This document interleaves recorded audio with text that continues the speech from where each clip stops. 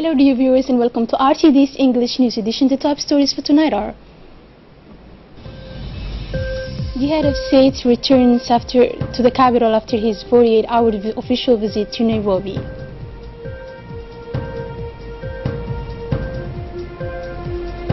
And on the international news, the Paris Agreement on the climate change is still far from becoming a living reality. Thank you for joining us in our newsroom. We're going to start our news tonight with this live reporting of our reporter in Nairobi, Awa Abdi. As we know that the head of state has undertaken many visits today during his stay, and especially he visited the flowers factories. He visited the geothermal energy factories as well, and the head of state as well as took part in many other, and he signed a lot of bilateral relations and trade relations with the president. Yes, as you saw, the president, His Excellency Mr. Ismail Omar Guelleh, visited this morning All Korea geothermal power stations to explore area of possible collaboration and in renewable energy generations between Djibouti and Kenya. The president was accompanied by the cabinet of Secretary Charles Kitter. This visit comes after just a day. The president met his counterpart Mr. Uhuru Kenyatta at the State House in Nairobi and signed a bilateral agreement to benefit the two countries. So what we can say about this visit of the president in geothermal station, that is Djibouti pursuing a renewable energy agenda and is endowed with the abundant geothermal, solar and wind resource, said the president. He had that the president stressed the need of African countries to build partnership to scale up the development of renewable resources. Kenya's Cabinet Secretary of Energy say the partnership with Djibouti will involve skills transfer through consultancy and even drilling services when it comes to geothermal energy, and this will reduce the cost of development as well as domestical the capacity to utilize them sustainably. So that what we can say we can say about the visit of the president in the geothermal station of Al Korea. Thank you, Hidayah. Thank you so much, Awa Abdi. That was our reporter in Nairobi, Awa Abdi. And now let's return to the country's news. The President of the Republic, His Excellency Ismail Omar Guelleh, has returned today to the capital after his 48-hour state visit. This visit has further strengthened the bilateral relations between the two countries, Djibouti and Kenya. And during his stay, President Guelleh and his Kenyan counterpart have discussed the partnership in the tourism sector, geothermal energy, and the expansion of bilateral trade and investment. Upon his arrival at the international airport of Djibouti, the head of state was greeted by the members of the government, the President of the National Assembly, and civil and military authorities. The President of the Republic, His Excellency Ismail Omar Guelleh, paid a visit to one of the largest factories that grow flowers in Kenya during his stay. Located on the shores of the lake in Naivasha in the Rift Valley, this plant produces nearly 28 million roses per year that import anywhere in the world with more than 3,000 employees. The Planagio plant has become the second largest source of income for Kenya and creates jobs for many people. Upon his arrival, the President of the Republic was summoned by the director of the factory, who gave him explanations on the operations and steps to cultivate these roses until their expedition everywhere in the world. There are about 17 varieties of roses that are sorted and assembled, and each rose has to form a bouquet to be sent mainly to Europe up to the United States.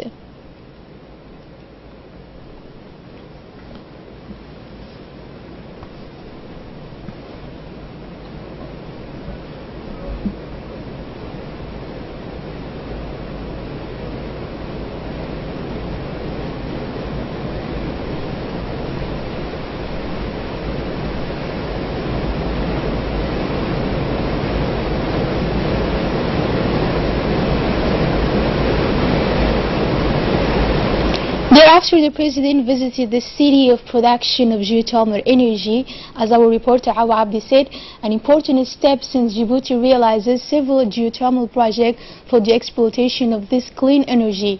The head of state has been warmly welcomed by senior officials including the Ministry of Energy and Agriculture, but also the directors responsible for the city that has developed tourism, but also developed the agriculture sector factories for flour production using geothermal energy. Located in the Hell's Gate National Park, this plant is the largest geothermal plant in Africa. Its immense potential is spread over 14 sites scattered throughout the rift. It is today one of the world leaders in geothermal energy in Africa. The director of this factory provided the president with information and explanations on the operations of this industry. It should be noted that the president was accompanied by a large ministerial delegation, including the Minister of Energy, Yunus Ali Gedi, and Director of Geothermal Energy Development Department of Djibouti, Dr. Qayat Moussa Ahmed. This visit of the president relates the importance Djibouti sets to explore the possible cooperation between the two countries in the energy sector.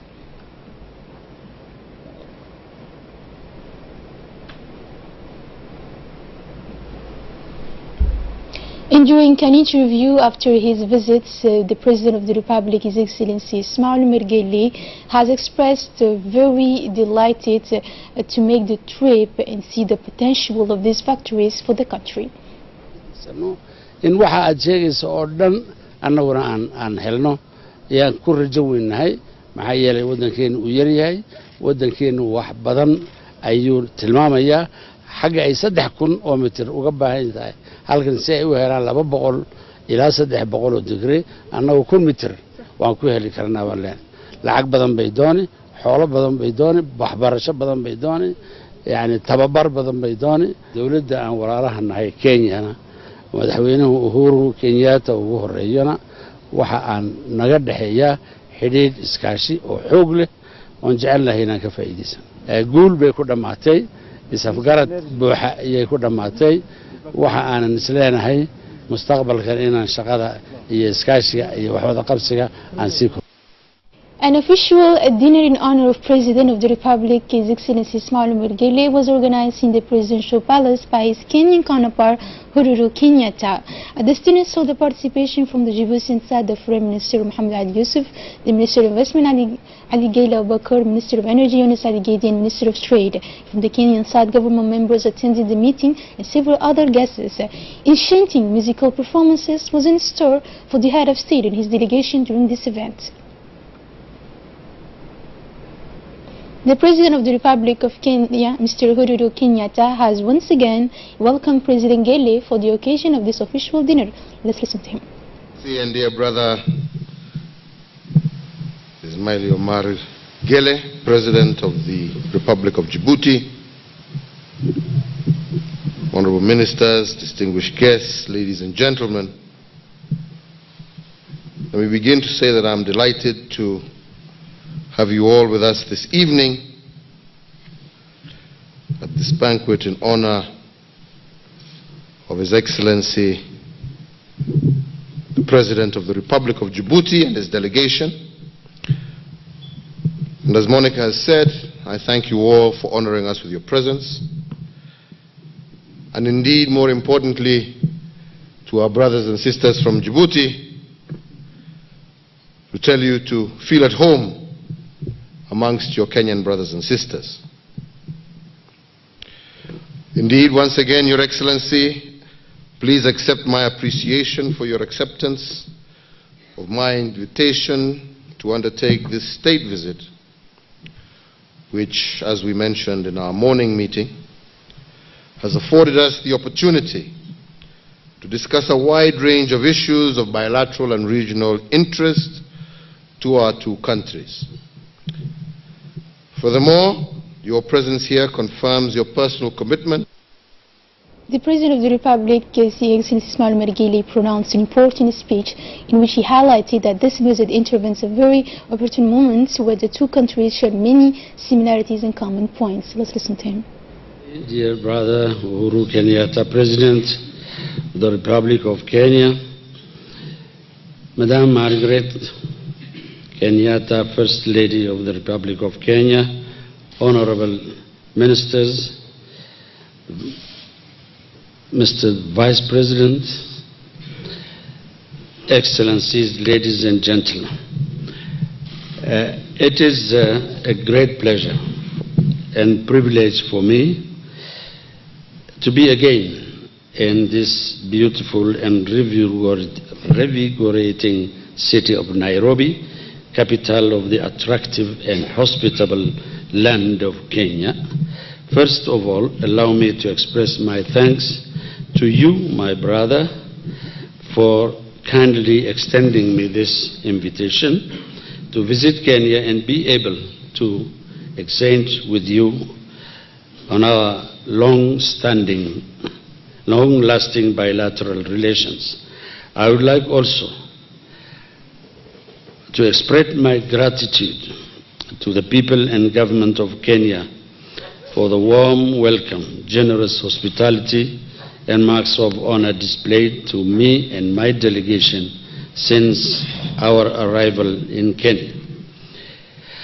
Djibouti and Kenya have had long-standing relations, more than 40 years, based on their common belonging to the same region in the Horn of Africa, nourished by similar culture and African tradition, inspired by our agro-pastoralist ways of life, always searching for new horizon and better future for our families and people while remaining proud of our identity. The geographical proximity and the membership of both our countries to the regional organizations, whether IGAD, COMESA, the African Union, can avail our countries real opportunities to forge a concrete and successful partnership that is mutually beneficial to both Kenya, Djibouti, and their people. Our paramount sector for a strengthened partnership is trade, which has real potential to grow when the conducive environment is created. By signing the appropriate instruments, such as the one on reciprocal promotion and protection of investment, or the updated agreement on trade, we can surely inspire our business people to be more active for greater trade exchange. Your Excellency and dear brother, comparative advantage of both our countries can be optimized and put in a qualitative combination so that we can really broaden the scope of the regional economic integration.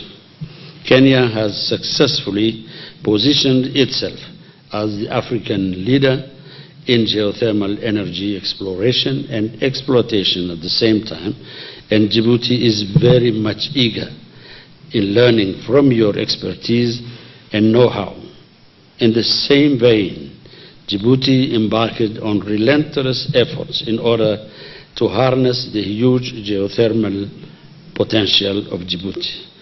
I would be remiss if I do not mention the troubled region we are living in and the daunting challenges to our overall security and stability. At the same time, our sacrifices in Somalia to combat violent extremism through AMISOM. I also salute the constructive role and relentless effort deployed by Your Excellency and your country for the return of peace and stability in South Sudan. Our whole region is in dire need for peace and stability, which are no doubt the prerequisite for the sustainable development of our countries through the regional economic process. Once again, I would like to thank you for your warm hospitality and take this opportunity to wish more progress and prosperity for the people of this great nation. I wish to you and your people progress, peace, and development. And in the framework of the Head of State's official visit, Air Djibouti signed an agreement with Kenya Airways to train 14 pilots. This agreement was initially between Air Djibouti's General Manager, Mr. Abdurrahman Ali Abdullahi, the Director of Kenya Airways, Through this agreement, the national airline Air Djibouti will be able to train pilots in Kenyan training centers and expand a little more its network in the region. Coordination between the airlines of both countries is a major component of the cooperation agreement, said Air Djibouti Director General Abdurrahman Ali Abdullahi. Note finally that the national airline Air Djibouti will make direct flights Djibouti-Kenya in the days to come.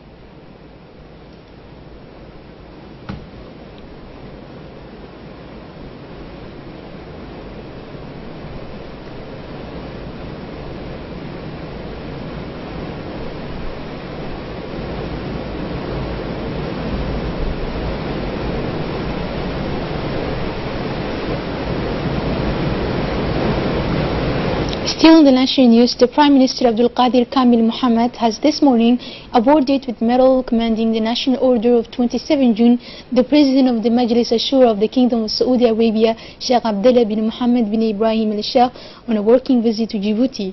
The ceremony was held in the Hall of Honor of the Prime Minister's office in the presence of the President of the National Assembly, Mohammed Ali Hamid, and his Vice President Almi of COIs. In addition, parliamentarians, the Prime Minister Nagib Abdullah, Cabinet Advisor and the Ambassador of Djibouti to the Kingdom of Saudi Arabia, Diaidin Bamakrama, were present during this decoration. The President of the Majlis Ashura of the Kingdom of Saudi Arabia and his delegation arrived in Djibouti for a working visit and met with the highest Djiboutian authorities during his stay in Djibouti, including the President of the Republic. This visit of the President of the Majlis Ashura of the Kingdom of Saudi Arabia illustrates the excellent relations between Djibouti and Saudi Arabia. The human rights situation in Djibouti was reviewed for the third time as part of the United Nations Human Rights Council's Universal Periodic Review (UPR) on Thursday, May 10, in a meeting where the Djiboutian Minister of Justice took part. The Universal Periodic Review is a unique process. It consists of reviewing the achievements of all UN member states in the field of human rights. It is a state-led process under the auspices of Human Rights Council. It provides each state with the opportunity to present the measures it has taken to improve the human rights situation in its territory and fulfill its obligations in this regard. As the central mechanism of the Human Rights Council, the UPR is designed to ensure equal treatment for each country. Djibouti was one of the 14 states to be considered by the UPR mechanism during its session, to be held from 7 to 18 May. Djibouti's first and second UPR took place in February 2009 and April 2013 respectively. A signing ceremony on a financing agreement for the modernization of public administration project was held today. The signing ceremony took place in the office of the Minister of Economy and Finances, responsible for industry, Ilyas Moussedouale, in the presence of the representatives of the World Bank in Djibouti, Mr. Atusek. This $15 million financing agreement aims to improve the administration's performance. The modernization of the administration is also intended to improve the relations between the administration and the citizens, and therefore the services provided to citizens and simplification of formalities and administrative procedures. The development of the digital administration is strengthening citizens' rights in the face of administration as well. This funding will support this initiative of the government of the Republic to digitize all the Djiboutian administration, and will serve not only the citizens but the companies, but also the coordination within the government. Let's recall that the modernization and digitization of the administration is part of the strategy of 2035, especially among the large there is the project e-government.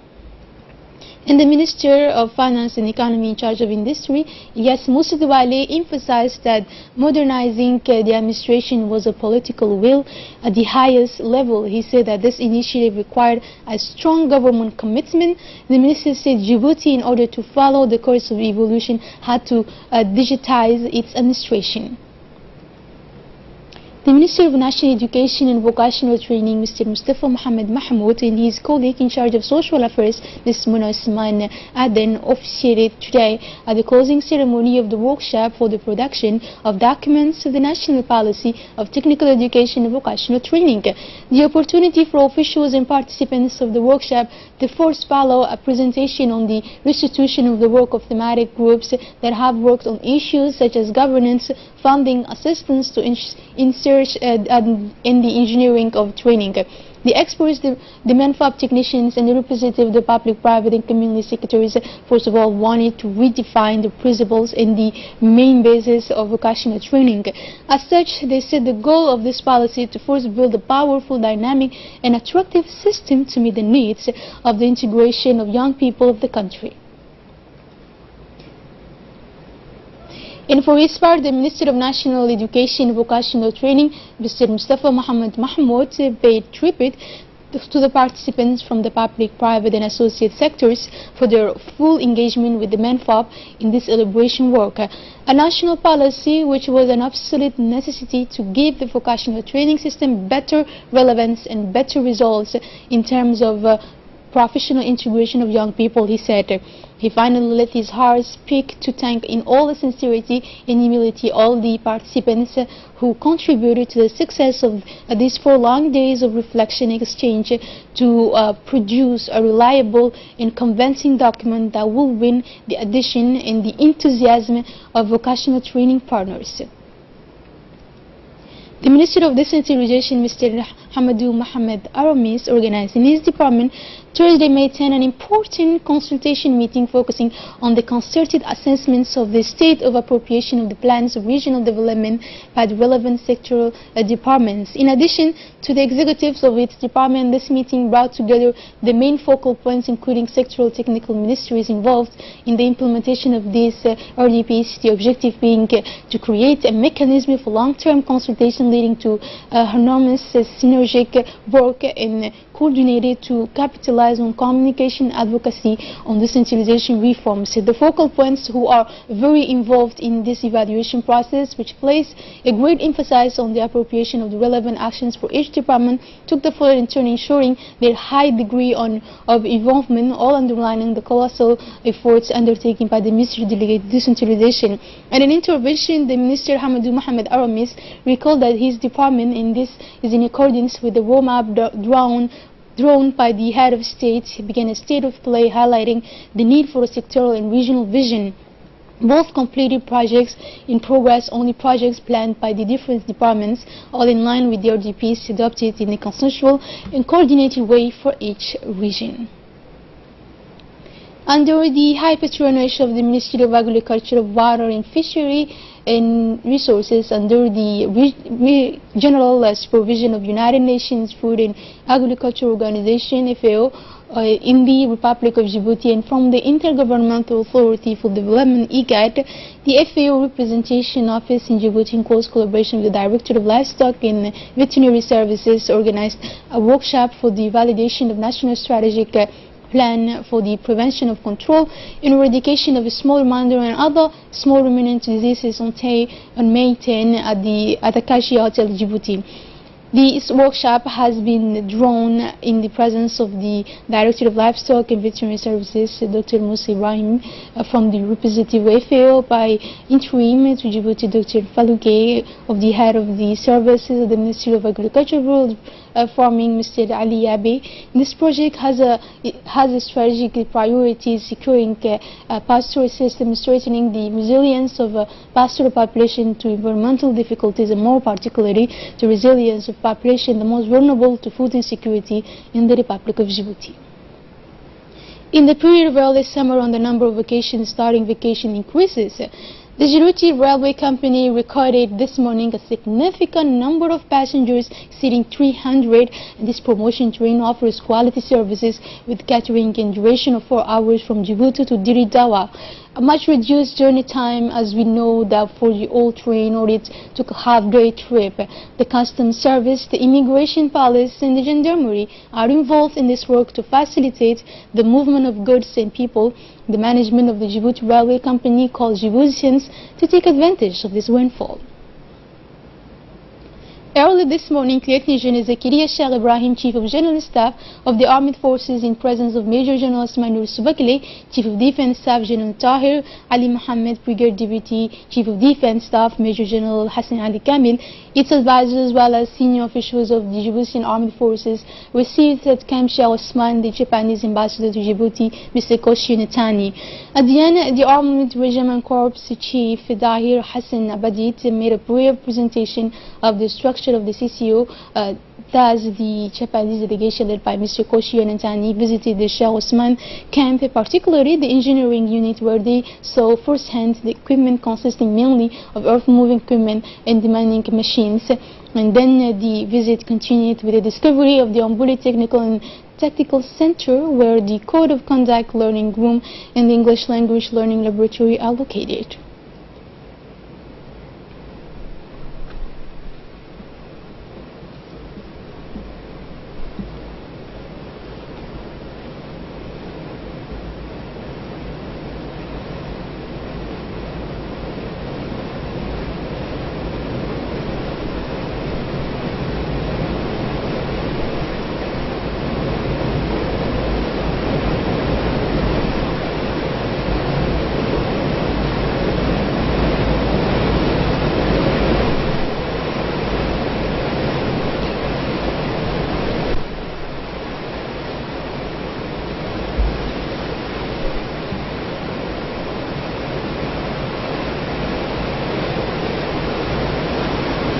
And after the visit, General Zakaria offered a buffet in honor of the ambassador, Mr. Koshi Unitani. This buffet was hosted by the Harbour Folk group with traditional songs and dances.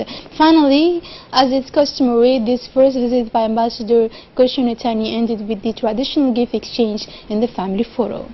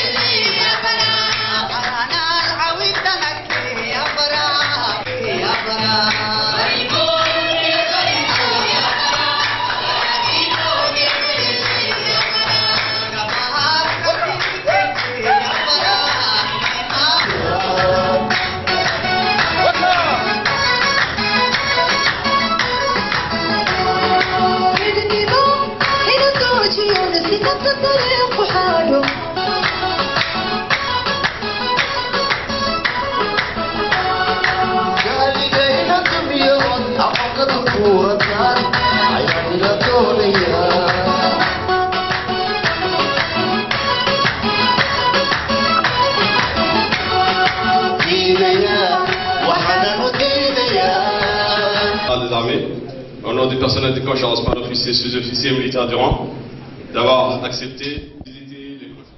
The Town Council of Djibouti, in cooperation with the association, has held the municipal library a workshop of awareness for poverty and hygiene in the environment.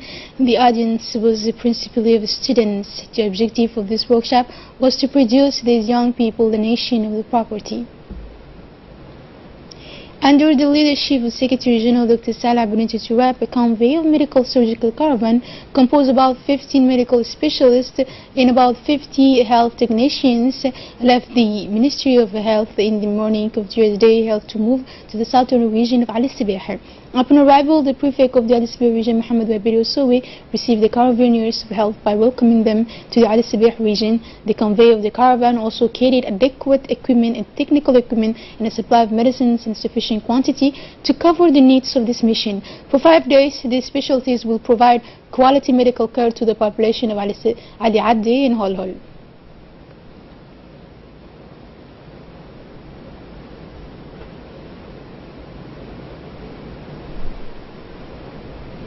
In all the international news, a new Ebola outbreak declared in Democratic Republic of Congo. Hindi Ibrahim has more to tell us.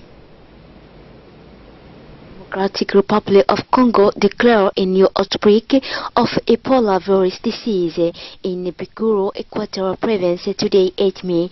The outbreak declaration occurred after laboratory results confirmed 2 cases of AVD. The Minister of Health of Democratic of Congo, the RCA, informed who that 2 out of the 5 samples collected from 5 patients tested positive for AVD at the Institution National Hospital of Research Biomedical UNRP in Kinshasa. More specified RP collected for testing, who is working closely with the government of the RC to rapidly scale up its operations and mobilize health partners using the model of a 6-fold response to a similar AVD outbreak in 2017. In Malaysia chooses world's oldest leader. More in this video. Malaysia has chosen 92 years old Mahathir Mohamad to become the world's oldest elected leader. The former Prime Minister, who had defected from the ruling party, defied police authorities to overturn the coalition which has ruled the country since it gained independence from Britain 16 years ago. During campaign, Mahathir said his intention in running was to seek a pardon for and then step aside in favor of Anwar Ibrahim, who served as the Deputy Prime Minister during Mahathir's previous tenure. The pair fell out and Anwar was thrown out of the government and subsequently jailed on sodomy charges that human rights organizations condemn as politically motivated. A reconciliation followed when Mahathir's successor Najib Razak became embroiled in a corruption scandal.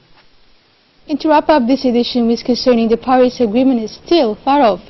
Nearly 200 countries gathered in Bonn separated Thursday without major progress toward the goal of giving life to the Paris Climate Agreement, even setting a catch-up session in September. The Climate Pact of 2015 aims to contain global warming below 2 degrees compared to the pre-industrial era, but to be able to come into force in 2020, it still needs a user guide, the rules of the measure and evaluate the commitment of states to reduce their greenhouse gas emission, what to count in climate exchange, and how to report should the countries of the north offer a more predictability to those in the south who need the billions promised to implement their climate policies. These sensitive questions must be resolved at the latest at the 20th UN Climate Conference in December in Cutaway, Poland, to increase the chances of making this crucial year a success. An additional session was scheduled for early September in Bangkok. And that's it for tonight's news. Thank you for joining us on RTD channel. Have a good night.